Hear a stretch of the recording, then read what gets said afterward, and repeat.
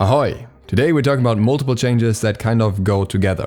First, we're talking about changes to the upcoming patch 7.10, and then we're going to discuss one of the changes more in depth, the change to Gladiator Shield, and what that means for builds, specifically for damage focused builds. And then we're going to look at something else that happened in the SMITE scene today that's pretty funny. Let's begin with the additional changes.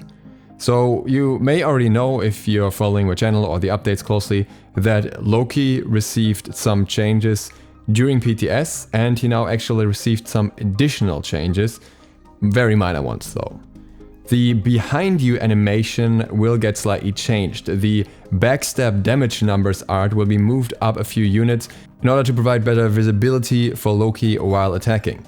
This is a lot more important now because you get that animation a lot more often due to the 2 and due to the fact that you can get it on multiple targets with a 3, so I think this is actually a very useful tiny change. The animation time on agonizing visions is decreased from 0.3 to 0.1 seconds. This is basically what was already announced. And then, as announced already, the damage on Flurry Strike is slightly increased. The base ranks here go up to 19, 28, 37, 46 and 55 per hit. So 4 damage more per hit, being 20 total for the quick strikes. And then along with that, he is also knock up and knock back immune while using the ability. There is an additional change that was highly requested, which is that Loki will be banned from ranked for the entire month after his release, so that they can better assess his state of balance and he's not thrown right into ranked and kind of treated more like a new god, and I think most people will be happy about this. There were also fixes to 2 bugs for Loki that you may be aware about. On one hand, he can no longer use his ultimate multiple times or the stun part multiple times by jumping. And on the other hand, Grim Mariachi will now not blind you with complete blackness anymore, instead have a proper blind like all the other skins. There were even more changes outside of that. Ares' Bolster Defenses buff is further improved. Initially, the ability would now provide 10 to 30 HP 5 for its duration. That is now increased to 25 up to 45 for its duration.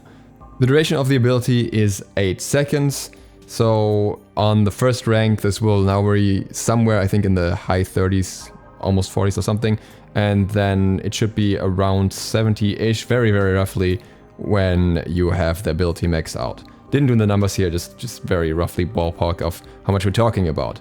So if you're using this ability a lot, you can get a fair bit of sustain from this.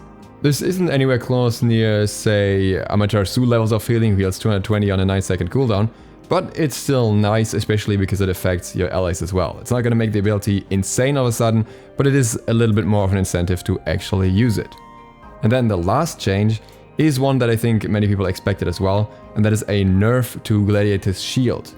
And in this case, the protection scaling of the ability for the damage specifically is reduced from 35% to 25%.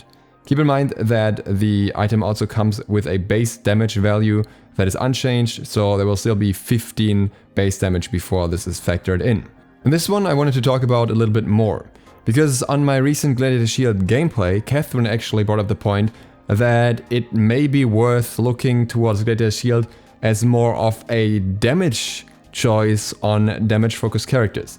And especially now that the nerf is through, I kind of was holding off on that because I was thinking this might happen.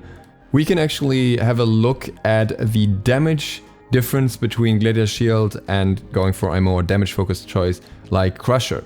Because I think this is very interesting, and I want to especially do this in the context of assassin builds, because most assassin builds right now are relatively damage focused, and we've gone through metas where there were builds with more defense in them and metas with more damage, and right now we are like as far towards the damage side as it goes, basically, in my opinion, with new damage items like Erendite, with Heartseeker, which was changed a while ago and stuff. So it's usually more valued to build high amounts of damage.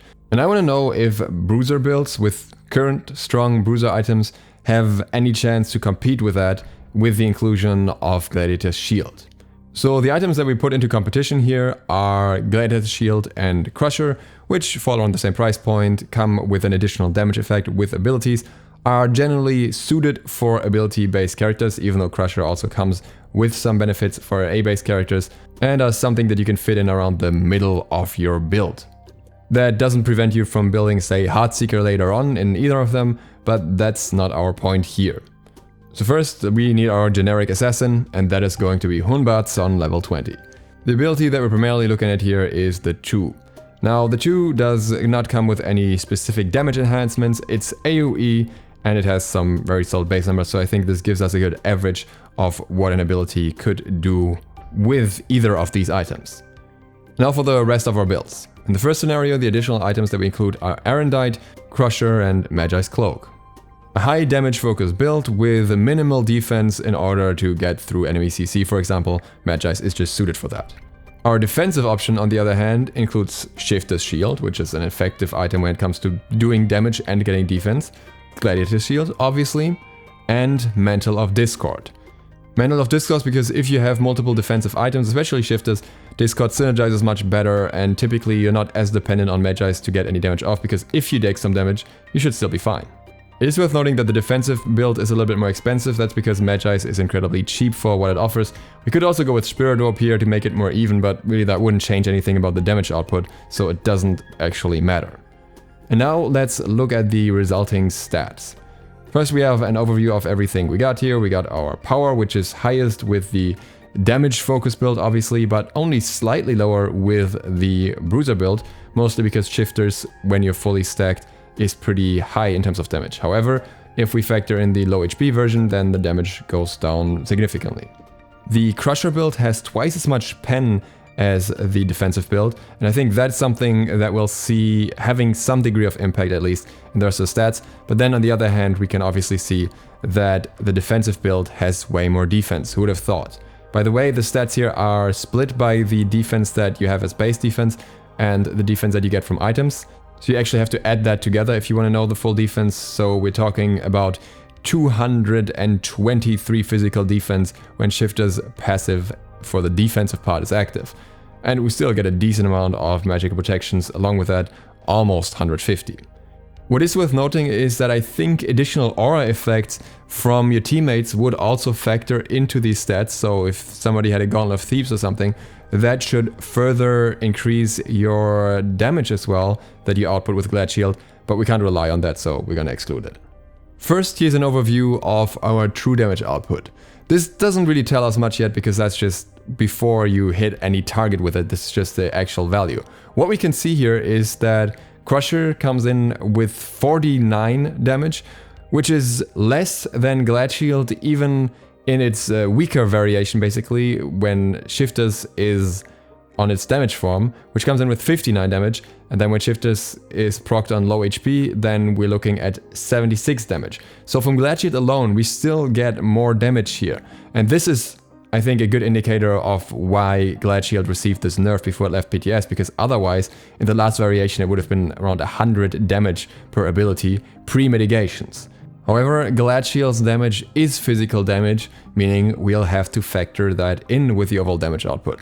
And that changes things, because we obviously have more pen with the Crusher build. If our target has the base level 20 protections off on bot, so 73, then with Crusher's proc, we deal a total of 34 damage.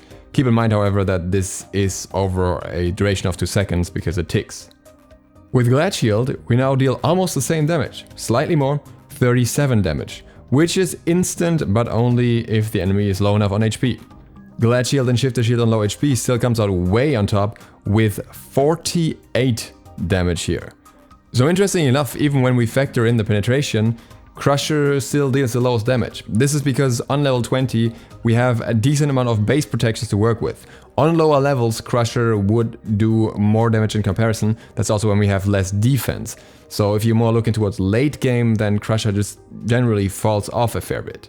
The total damage, however, if we combine this with a basic attack, without any amplifiers or anything, and the ability damage of the two, is still higher in the Crusher build. We're talking about 559, but there's 500 with the Glad Shield build and 468 if Shifters on defense mode.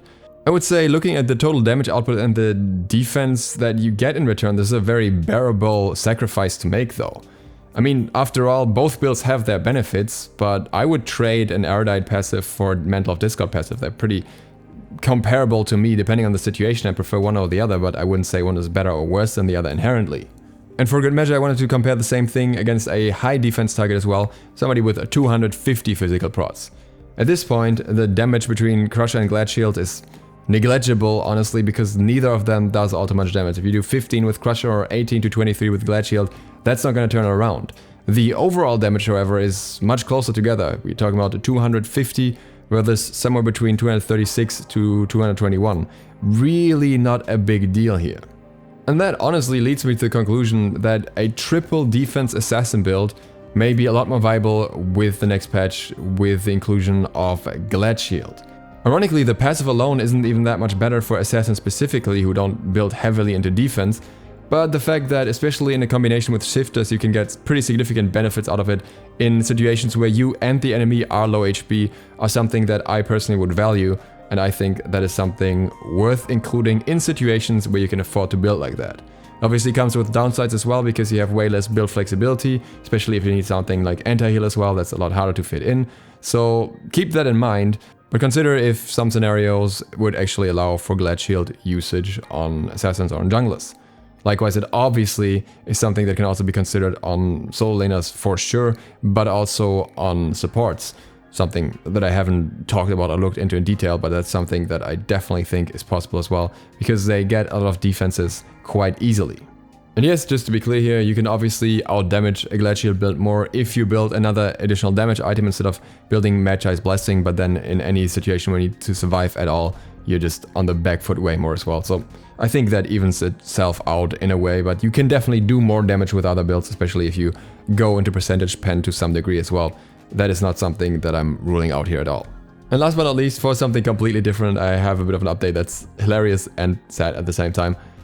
Paul posted on Twitter that they messed up his championship ring, and you can see here that they actually gave him the logo for Warriors or Warriors Blessing on the mid lane ring. I don't know how that happened, if he used Warriors Blessing once and that's why they did it.